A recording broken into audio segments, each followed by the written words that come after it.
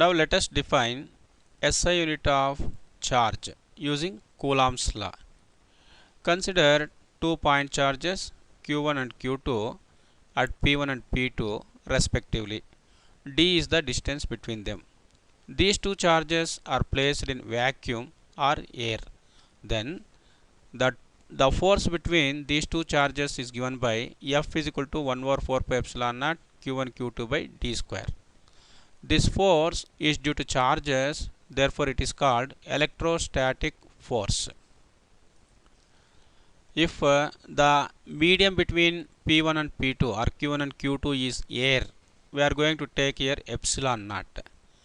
If these two charges are immersed in some other medium like water or kerosene, etc., then epsilon r is taken. Epsilon r is constant related to this medium. This epsilon r is called relative permittivity. This can also be represented by K. K is dielectric constant. Now the equation can be altered like this. Instead of epsilon naught, we have to take epsilon naught into epsilon r. And here epsilon naught into epsilon r is equal to epsilon. Epsilon is permittivity of the medium or absolute permittivity of the medium. Epsilon r is relative permittivity or dielectric constant. And epsilon naught is permittivity of free space. So now F12 is the force on this one due to this one, F21 is the force on this one due to this charge. So here the force between these two charges in general is given by F is equal to 1 over 4 pi epsilon Q1 Q2 divided by D square. Look here, instead of epsilon naught into epsilon r, we have taken epsilon. By using this formula, we can define SI unit of charge, that is Coulomb. Now consider the charge whose value is 1 Coulomb. Another charge, it is identical, its value is also 1 Coulomb. They are separated by a distance of 1 meter.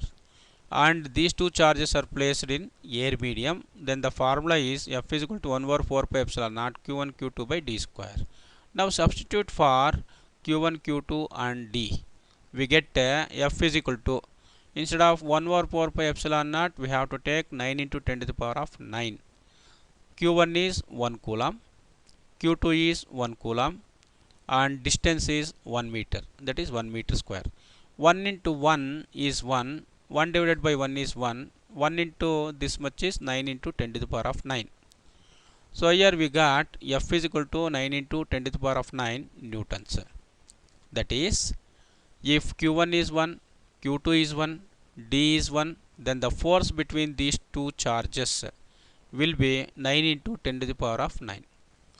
If we take in reverse order, if force between these two identical charges is 9 into 10 to the power of 9, when the distance is 1 meter and they are placed in air, then these two charges should be unit charges. From this we can define unit charge, that is 1 Coulomb is the unit charge. Definition is like this: 1 Coulomb is the charge that when placed at a distance of 1 meter from another charge of the same magnitude in vacuum experiences an electric force of repulsion of magnitude 9 into 10 to the power of 9 newtons. Let it be repeated once again. 1 Coulomb is the charge, that is this one, that when placed at a distance of 1 meter, look here, this is the distance 1 meter, from another charge of the same magnitude, look here, its magnitude is same as this one, in vacuum experiences an electric force or electrostatic force of repulsion of magnitude 9 into 10 to the power of 9. So this is the definition for a SI unit of charge, that is Coulomb.